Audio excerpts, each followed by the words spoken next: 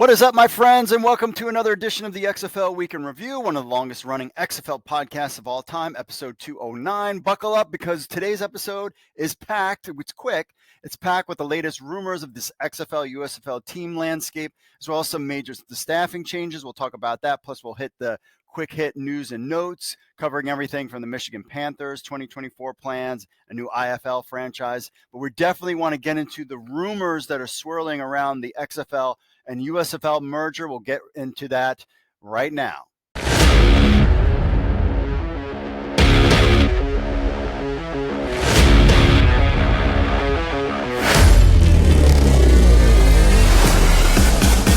All right, so I wanted to address this kind of rumor that's been going around about how the possibility of 8 USFL teams will survive and 4 XFL teams. It's been put out there by multiple people.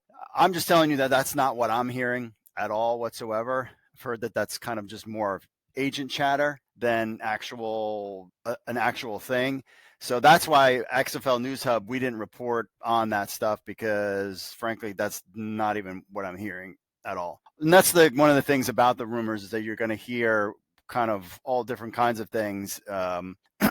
But also, I wanted to address too the idea, something that I have heard that was kind of on the in that rumor space was about how the Houston Roughnecks was seemingly possibly no longer. That's something that I would say that I've also heard that's actually a thing as well. But also on this idea that the XFL came crawling to the USFL is something that I've definitely not heard. But I've heard that's the one I've read on the internet.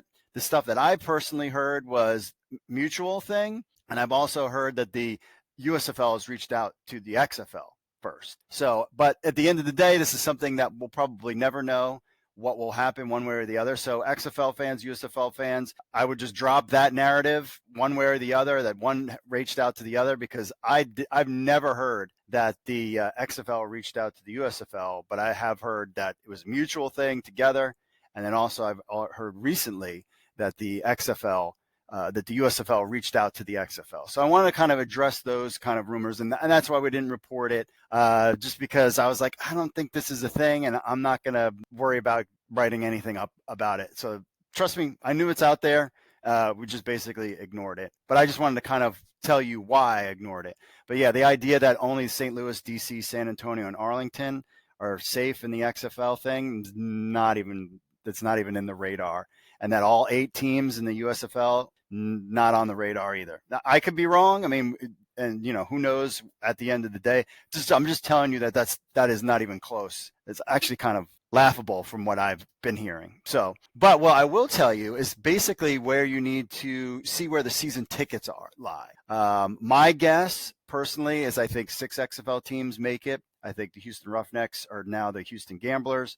And I think the Vipers will be on pause going forward. And we'll get into that kind of in a little bit. But one of the things I wanted to kind of point out, also it was kind of put out there that we would hear something within the week, and that also too had passed. But I want to keep an eye on this thing here, is about the season ticket announcement. So did you see that the Michigan Panthers had announced a date of November 7th, which is a Tuesday, and that's important, about some big announcement that they were going to do season tickets. Now, the Michigan Panthers said, hey, we're doing season tickets, but we're going to wait and have this big announcement on November 7th.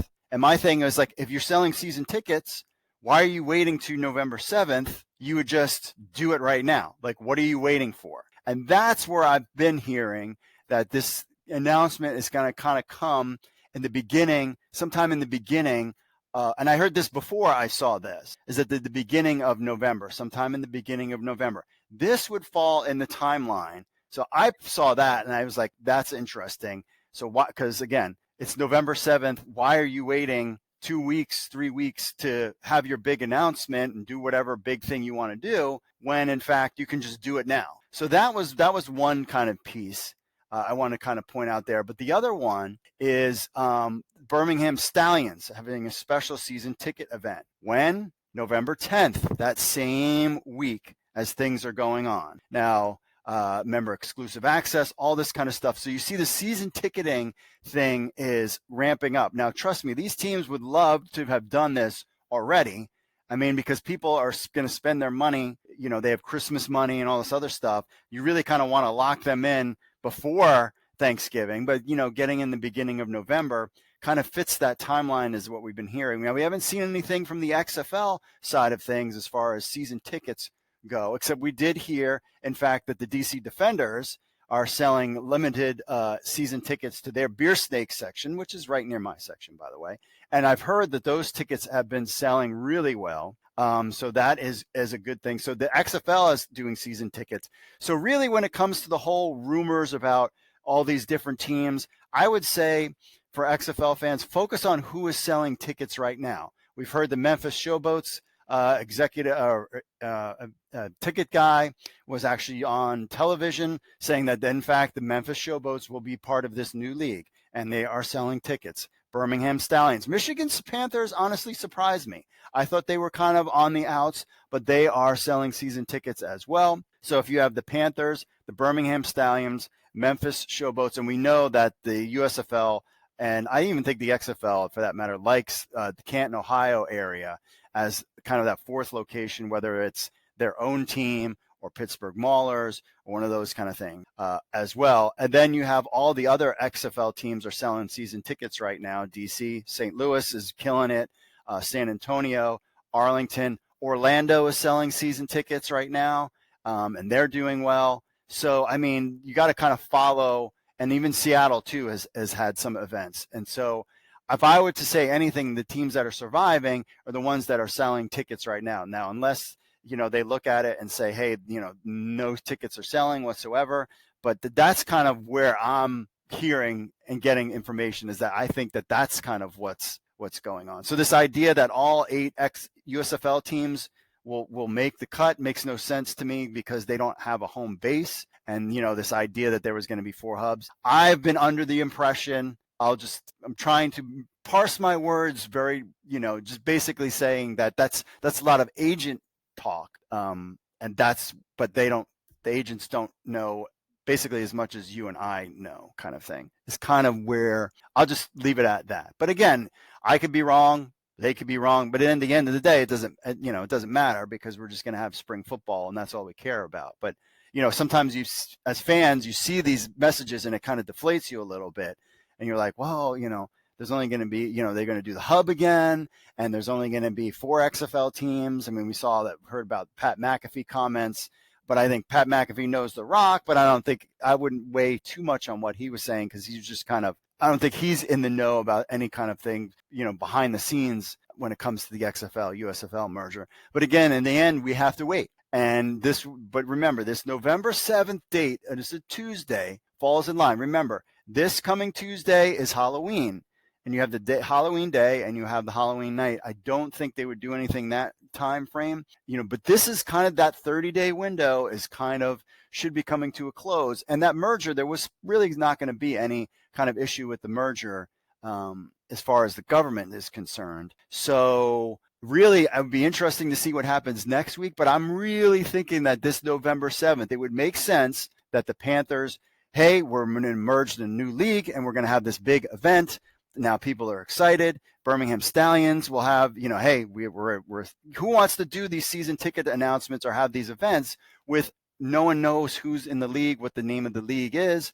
So it would make sense that these events would take place after the announcement has taken place. So it wouldn't surprise me on a Tuesday, they make the big announcement, say at noon, which is when they usually like to drop things, or 4 o'clock. And they drop, I would probably say more noon. They drop the big announcement, and then they can start selling tickets, because that was the problem with the XFL did, last go around, was being able to ramp up and sell season tickets. Everything was so late, but then there's schedule, there's a whole other mess of things going. But this is kind of also goes in line with where the timeline is, and where I think that the XFL and USFL will be playing their games in April, and this February kickoff is this is not going to happen in February unless things go downhill, or things change and they don't merge. Also, I wanted to address the whole thing about Marc Ross, Jay Rothman. I knew about these names that